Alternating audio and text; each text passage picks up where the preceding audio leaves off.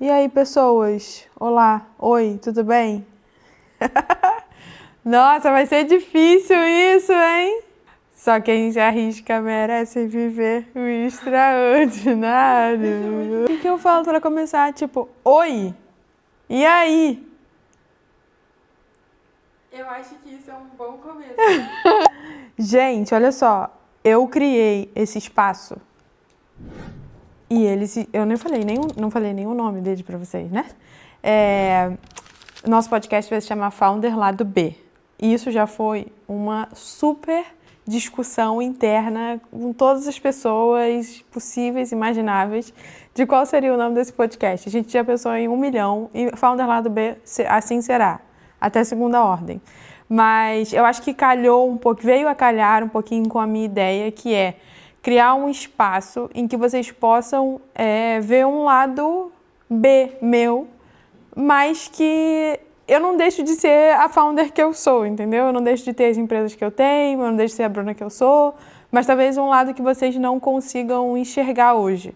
E por que um lado que vocês não conseguem enxergar hoje? Porque hoje em dia, para todas as redes que exceto quem já está nas mentorias, mas acho que até quem está nas mentorias pode ser que se surpreenda um pouquinho com as pautas que a gente vai trazer aqui. Primeiro, porque não vão ser pautas técnicas. Mas calma. Voltando primeiro lá, por que eu decidi fazer isso aqui? Eu estava um pouco cansada de ter que performar em 1 minuto, sabe? Então, assim, eu precisava performar em 1 minuto um tema muito denso. Por que 1 minuto? Porque é o tempo lá que a gente tem que fazer de rios. Então, eu em 1 minuto precisava performar um tema e mostrar que você tinha um problema e que como resolver esse problema e etc. E muitas vezes a gente parava de gravar e eu falava, cara, mas tem tanta nuance nisso aqui, tem tantas outras coisas que a gente pode abordar. Enfim, e eu acho que eu gosto desse tipo de conteúdo um pouco mais longo, eu gosto de me aprofundar um pouquinho mais nos conteúdos. E eu entendo que o Instagram talvez não seja a ferramenta para a gente fazer isso. E tá, beleza, eu vou continuar fazendo os meus conteúdos lá da melhor forma possível. No entanto, eu não queria deixar calada essa voz que queria fazer uns conteúdos um pouco maiores para pessoas que estão afim, né? Então, assim, um dos pilares do nosso podcast é que vão ter dias que vão ser 15 minutos, vão ter dias que vão ser 40 minutos. Eu prometo talvez não passar desses 40 minutos, porque ninguém merece também. Sabe aquela hora que você está ouvindo o podcast e fala assim, caralho, falação do caralho no meu ouvido? Eu não quero ser essa falação do caralho no seu ouvido. Mas eu queria aprofundar alguns temas. Voltando à parte dos temas, eu não penso em fazer temas muito... não são profundos, mas não tão técnicos. Então, é óbvio que a minha parte empresária hoje ela é uma parte muito grande de quem eu sou, então seria impossível eu falar de alguma coisa aqui que não permeasse isso. Tá, seria até possível, eu conseguiria falar de corrida, esporte, etc. Traria o Thiago, a gente teria pauta para falar até dizer chega.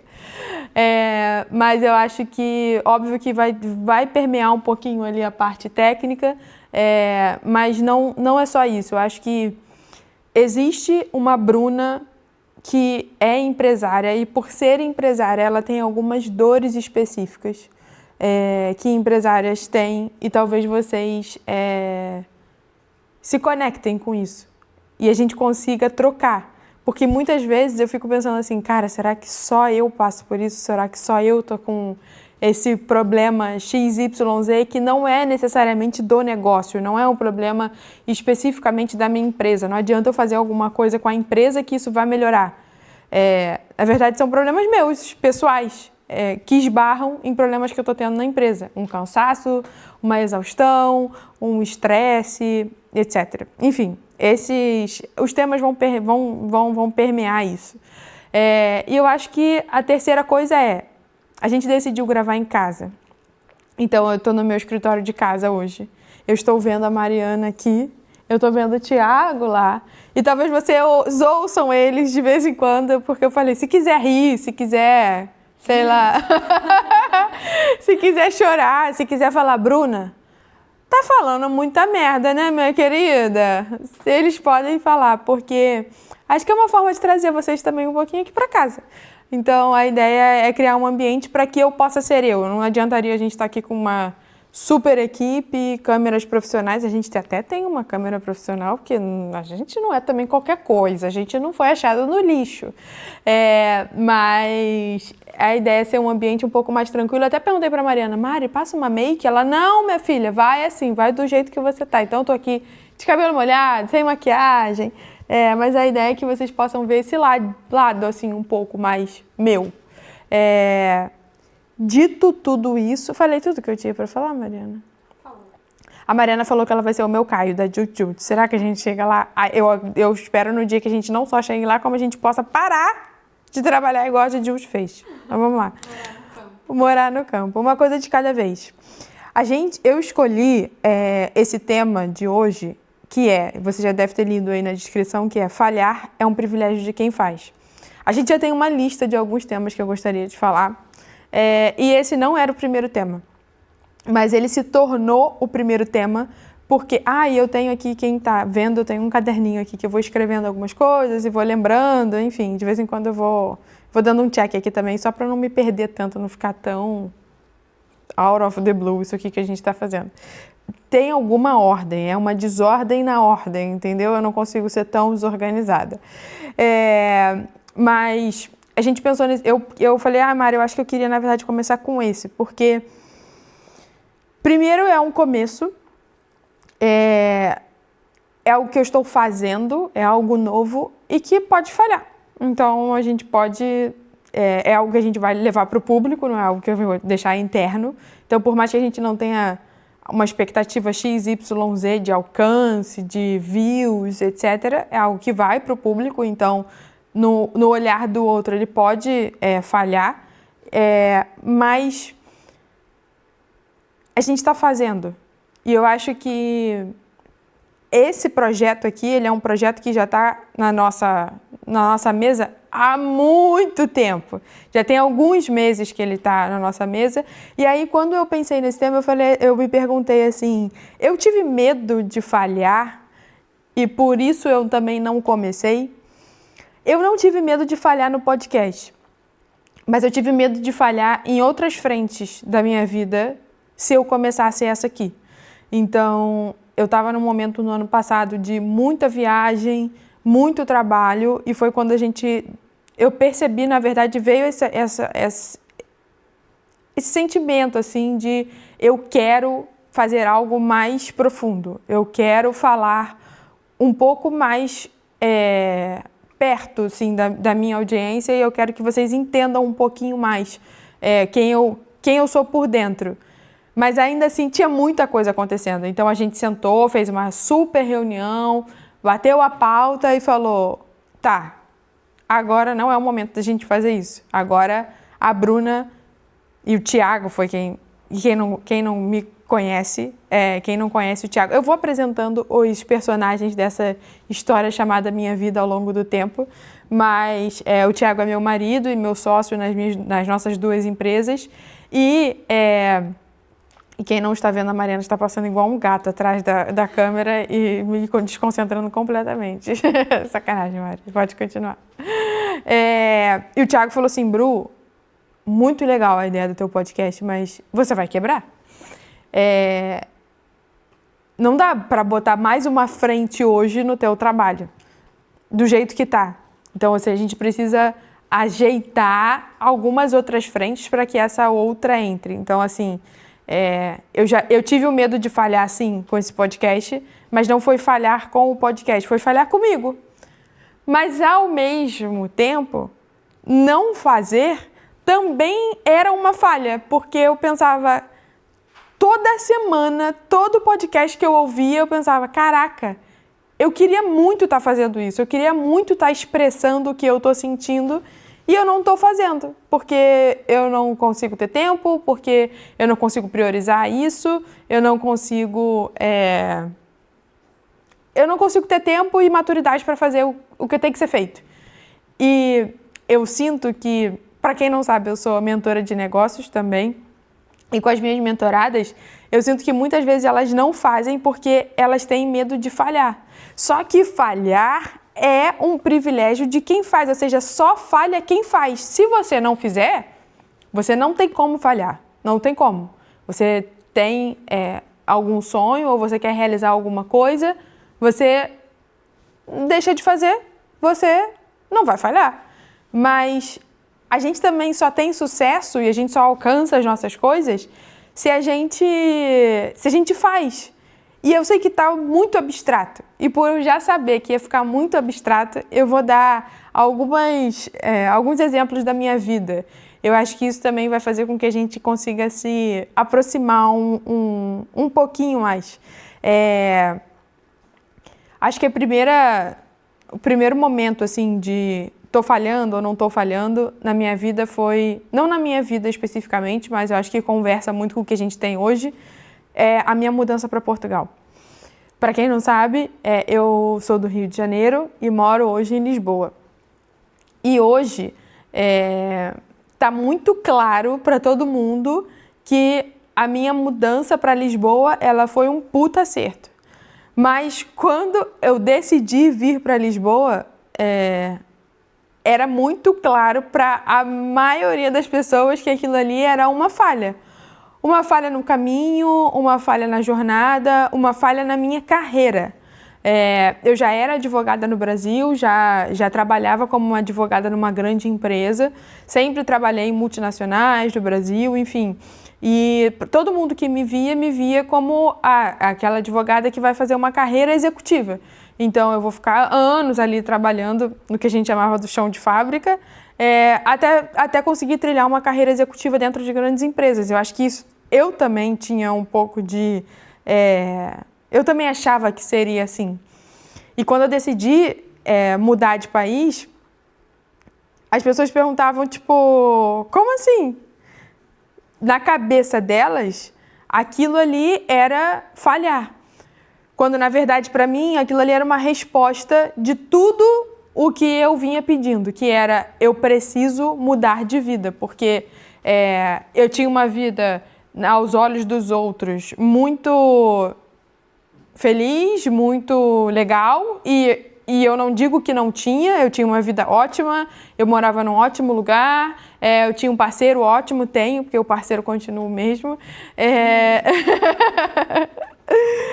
O parceiro continua o mesmo. A gente morava no Aterro do Flamengo. Para quem não conhece ali, o Aterro do Flamengo, ele fica pertinho ali da Urca. A gente andava de bike até a Urca. Na Urca a gente deixava a nossa bike, entrava no mar, fazia um treino de 2 quilômetros no mar, voltava e ainda era nem 8 horas da manhã. Então eu tinha uma vida feliz, uma vida confortável, mas profissionalmente eu estava muito infeliz, eu chorava durante os meus horários de trabalho, eu tinha alcançado tudo o que eu queria, então eu já estava formada, eu já estava efetivada na empresa que eu queria, eu fui efetivada muito antes de me formar, e na métrica do outro, na métrica das outras pessoas, eu já tinha dado certo. E na minha pessoal, eu falava, cara, que porra de falhanço é esse? Tipo, eu não tô feliz, não faz sentido pra mim. E quando eu decido me mudar, as pessoas começam a olhar pra mim com esse olhar do... Minha filha, você falhou, tá? Você vai... Falando em bom português, você vai se fuder. Foi isso que eu ouvi da maior parte das pessoas. E aquilo ali pra mim era tipo, eu vou fazer. E pode ser que eu falhe. Mas eu só vou saber se eu fizer. Então, eu fiz, e hoje as pessoas olham e me mandam mensagem e falam, cara, que top, que legal, nossa, muito maneiro, você fez isso, fez aquilo, agora você tem não sei quantas empresas, a coisa deu certo. Eu falo, deu certo, que bom, obrigada pelo seu apoio, viu? E mais, né? Quando eu vim para Portugal também tem uma falha nesse percurso, porque eu achava que, na verdade, eu tinha que ir para Escócia. E eu tô bem distante da Escócia, graças a Deus, porque lá provavelmente tá nevando muito e aqui, por mais que esteja um friozinho, tá um friozinho bem aceitável. Então, poderia também, eu posso olhar para isso como uma falha. E aí, que eu acho que é o grande ponto aqui, talvez, que eu queira trazer para vocês, que eu fiquei pensando, né? O que a falha, ela tá muito na métrica do outro, ela tá pouco na nossa métrica. A gente normalmente, não sei se a gente captura, a gente se enxerga falhando quando a gente está muito mais na métrica do outro do que quando a gente está na nossa. É óbvio que também tem aqueles perfis de pessoas que, cara, acham que, meu irmão, tudo que o outro faz é lindo, maravilhoso e tudo que ela faz é uma merda. Então ela está sempre falhando. Mas se a gente for parar para perceber, a gente está muito mais falhando na métrica do outro do que na nossa própria métrica. E mesmo aquelas pessoas que se sentem falhando na sua própria métrica, elas na verdade estão se medindo numa régua errada. Então, é muito comum empresárias chegarem para mim e falar assim, cara, eu já tinha que estar faturando não sei quantos milhões, eu já tinha que estar com uma equipe de 20, 30 pessoas, eu já tinha que estar... E aí eu olho para o negócio delas e olho às vezes para o tempo de maturidade daquele negócio e eu falo assim, ué, mas esse negócio não devia estar com 30 pessoas, ele não devia estar faturando 50 milhões. Tudo bem, seria ótimo, maravilhoso, mas seguindo o tempo de maturação normal dos negócios, ele não deveria. E aí você percebe que, na verdade, aquela empresária, e muitas vezes eu também, a gente acaba se medindo numa régua de uma outra empresa, de uma outra realidade, que às vezes presta um outro tipo de serviço, que às vezes tem outro momento de mercado, aí vocês falam às vezes assim pra mim, não, Bruna, ela tem o mesmo tempo de mercado, ela tem o mesmo blá, blá, blá, tá, mas às vezes ela não estudou na mesma escola que você, ela não estudou na mesma universidade que você, ela não deu os mesmos pulos que você. Nós somos catalisadores do resultado que a gente tem. Então, tá muito ligado a gente também. É óbvio que a gente tem fatores externos, e eu falo aqui, e vou falar isso, repetir sempre que necessário, dentro de um lugar de muito privilégio. Então, você escuta o meu discurso e você percebe que eu falo aqui, pô, que dificuldade, hein, Bruna? Veio de Portugal, do Brasil para Portugal, puta dificuldade. Não, é de um lugar de privilégio de alguém que teve a possibilidade de estudar numa faculdade federal, de alguém que estudou em ótimos colégios, de alguém que sim, teve a possibilidade de estudar inglês desde sempre, mas de também alguém que, meu irmão, fez pra caralho, entendeu? Tipo, de alguém que não teve medo de falhar, ou que quando teve medo de falhar, fez assim mesmo. E hoje mesmo a gente teve uma conversa aqui em casa sobre o que é coragem? Porque você dizer para uma pessoa que, nossa, ela é muito corajosa, essa aí não tem medo de morrer, mas ela não tem medo, e de você dizer para alguém que, você olhar para uma situação de uma pessoa que tem medo e que fez com medo mesmo, essa pessoa é corajosa, porque ela tem medo, ela não deixa de ter medo. Então, assim, eu acho que dentro do nosso ambiente de negócios, dentro do ambiente de ser empresária, de estar no mercado, de olhar para oportunidades, a gente só vai conseguir chegar onde a gente quer se a gente fizer as coisas. Então, ela está muito mais ligada a nossa carreira como empresária, ela está muito mais ligada a correr o risco. E aí, do risco que a gente correr, a gente conseguir suceder, ter sucesso, do que a gente não correr risco nenhum. Quando a gente está numa carreira corporativa, ou seja, quando a gente é empregado, a chance da gente se manter pelo menos no mesmo lugar, correndo um pouco menos de risco, é maior. Mas quando a gente resolve empreender, se a gente não se coloca em situações de risco, minimamente, a chance da gente não ir para frente é grande. E eu vou repetir isso muitas vezes com vocês, e as minhas mentoradas já conhecem isso, que não existe você ficar flat no mercado porque você quer. Pode ser que exista alguma situação de mercado que faça a sua empresa ficar flat. Mas no ambiente de negócios, ou você cresce ou você cai. Não existe ficar sempre no mesmo lugar. A gente tem sim que sempre estar. E agora, ou como é que eu faço para crescer, ou como é que eu faço para me manter. Não são as ferramentas que eu utilizei para crescer que vão me manter nesse lugar que eu cheguei. Enfim, tudo isso para dizer que quando a gente se sente, né, nesse lugar de eu vou falhar, então eu não vou nem fazer, a gente tira a possibilidade da gente experimentar coisas novas, da gente aproveitar oportunidades, da gente estar em lugares melhores, estar em lugares mais importantes, estar em lugares que a gente quer. Se eu tivesse tido medo de falhar lá atrás, eu não teria vindo para cá. Você não estaria me escutando agora. Eu provavelmente teria uma carreira brilhante e continuaria chorando por aí, dizendo que não era nada daquilo que eu imaginava e que, enfim, eu não estava bem sucedida. E aí, até voltando para a questão da minha mudança para Portugal, né? Quando eu voltei para Portugal, quando eu vim para Portugal, isso aí é coisa de vidas passadas. Quando eu vim para Portugal, eu voltei a ser estagiária. Cara, isso deve ter dado um nó na cabeça de tanta gente. Tipo assim, gente, eu era aquela estagiária que falava assim, eu quero ser efetivada, hein? Eu quero ser efetivada. Oi, meu chefe, bom dia, tudo bem? Eu quero ser efetivada. Aí imagina esse cara depois estar me olhando falando assim, essa menina que ficou 2 anos enchendo a porra do meu saco para ser efetivada, ela não só pediu demissão do cargo que ela foi efetivada, como ela vai para Portugal. Vou parar de falar que eu volto para Portugal. Fui para Portugal e vim para Portugal e voltou a ser estagiária. Isso também pode ter sido considerado uma falha no percurso. E para mim, isso aqui vai ser um pouco de sessão de terapia, né?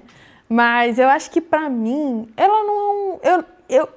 Eu não encarei como falha, cara. Eu tava tão feliz, eu tava tão animada. É óbvio que eu tinha as minhas ansiedades, mas, meu Deus do céu, eu tava tão realizada. Eu tava, acho que talvez, por uma das primeiras vezes da minha vida que eu tava seguindo um script que não era um script natural, que era um script que eu quis escrever. Era alguma coisa que, tipo, eu quis fazer o meu mestrado. Eu vim para Portugal para fazer mestrado. E calhou de conseguir um emprego para ser estagiária na área do direito. Então, isso para mim já era... Eu vim, gente. Eu lembro que eu ganhei um bônus na empresa que eu trabalhava. O Thiago, meu marido, veio empregado para cá. Eu tinha o valor do meu bônus, que eu dei todo no meu mestrado, que foi o primeiro... Eu também, assim, passei anos trabalhando no mundo corporativo, mas eu ainda estudava. E aí, eu não ganhava bônus, porque eu era estagiária. Acho que foi meu segundo bônus. Tipo, eu peguei aquele dinheiro todo, porque era muito dinheiro pra mim na época, e gastei tudo no meu mestrado. Então, assim, tipo, e eu tava muito feliz, tipo... Só quem se arrisca merece viver o extraordinário. E, cara, pra mim, brother, eu passava muito longe de que aquilo era uma falha. Pra mim, aquilo era um baita acerto. E eu ainda eu achava que, tipo, eu falei, cara, Thiago, eu vou trabalhar no que tiver que trabalhar, no que tiver que fazer. E tá tudo certo. E eu ainda consegui um trabalho na minha área, tipo, foda-se que era como estagiária. Eu tava muito feliz. Então, assim, eu acho que, pra mim, hoje em dia, as pessoas me olham e me acham muito corajosa. Elas falam, cara, Bruno, olha o que você está construindo. Olha o... Eu tenho dificuldade um pouco de falar, olha o sucesso que você tem. Eu acho que eu tenho sucesso, sim, mas eu acho também que é um pouco de soberba, sei lá, meio uma ego trip, ficar falando, olha como eu sou bem sucedida. Mas eu sei que eu sou, assim, eu sei que eu alcancei alguns lugares que Eu almejei, eu mesma almejei. Mas as pessoas olham pra mim e elas acham tipo assim, putz, você não tem medo, sabe? Você fez um podcast aí porque você não tem medo. Quando na verdade a gente tava aqui, eu tô já há quase 30 minutos falando e eu não conseguia nem dar o primeiro oi, sabe? Então assim, eu acho que o que me diferencia talvez daquelas pessoas que ainda não tiveram o resultado que eu tive é que, brother, eu fiz. E eu falhei pra caralho. Mas falhar é um privilégio de quem faz. E eu faço. Eu boto a minha cara a tapa. Eu tenho medo, mas eu não tenho medo de falhar. E mais, quando a gente começa a dar a cara a tapa assim, que não é algo natural da minha profissão, eu sou advogada, né, de formação, aí a gente começa a falhar em público. O negócio vai ficando um pouco mais... tem uma boa história sobre isso. Vou contar, é a última de hoje, eu prometo. Que é o seguinte, a gente fez... Eu vou contar mais sobre ela depois, mas a gente fez um evento no Benfica no ano passado e eu tava morrendo de medo da gente não conseguir colocar nem dois gatos pingados lá. A gente tinha 30 lugares.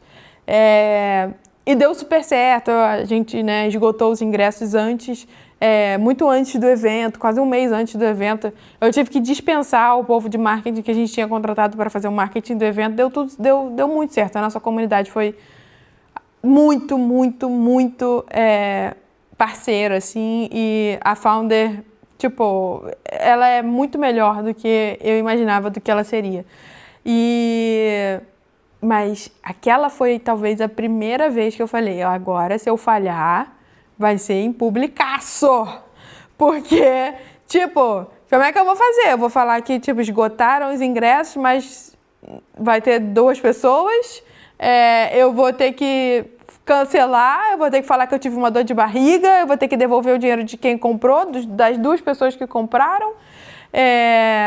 Aqui, quando a gente começa assim a dar a cara a tapa, tudo isso para dizer, né, que quando a gente começa a dar a cara a tapa, assim, a gente começa a falhar um pouquinho mais na câmera, para outras pessoas verem.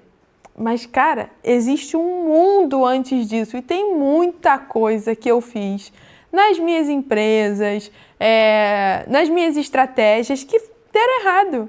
E quando a gente é um pouquinho menor, caralho, ninguém vê, só eu. Às vezes meu time de marketing ali no máximo, quando eu não tinha time, só eu sabia que eu tinha feito aquele vídeo XYZ e tinha dado uma pessoa lá do Uzbequistão, viu e ainda falou assim, vídeo ruim, odiei, próxima, advogada de merda. Mas só eu sabia. Então assim, gente, eu acho que essas risadas aqui também são para dizer que a gente tem que se levar menos a sério. E conforme a gente vai crescendo, a gente vai percebendo que realmente a gente tem que fazer as coisas, porque se a gente não fizer, a gente não conquista. E vai. Uma das coisas que podem acontecer é não dar certo, é falhar. Tá barato, né? Pra mim tá barato, perto do sucesso e perto do que pode ser bem sucedido. Jesus, achei que eu não ia conseguir falar 10 minutos. Já estamos em quantos minutos, Mariana? 30 agora. 30 minutos, tá bom, chega. Para vocês poderem voltar na semana que vem, será semanal, tá? Toda semana teremos um episódio novo. Eu só vou... eu prometi que eu vou dizer para vocês qual é o livro que eu tô lendo no momento. E aí pode acontecer, e vai acontecer, né? Porque eu não sou nenhuma vagabunda, que eu vá estar lendo o mesmo livro de agora na próxima semana. E aí vocês me perdoem, eu só não vou falar mais nada e quando eu estiver lendo novo, eu falo. Mas o nosso momento do livro vai ser... Eu tô lendo O Amante Japonês, da Isabel Allende.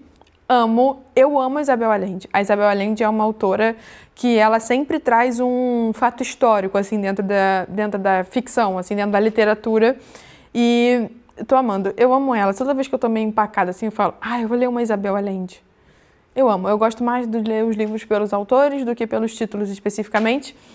E de livro técnico, que eu estou empacada, é no Cresça 1%. Tô um pouco irritada, porque cresça 1% todo dia. Aí a pessoa, o autor, ele vai botando uma pessoa por dia. São 100 pessoas. De 100, 9 são mulheres. 9? A gente só tem 9% a acrescentar no crescimento? Eu não acredito nisso, mas ainda assim eu vou terminar de ler e retorno aqui com as minhas ideias, as minhas sei lá o quê. Gente, é isso. Eu espero que vocês tenham gostado. Eu espero que não tenha sido uma falação do caralho na tua cabeça. Se for também, me desculpa. E é isso. Até semana que vem. Beijo, tchau!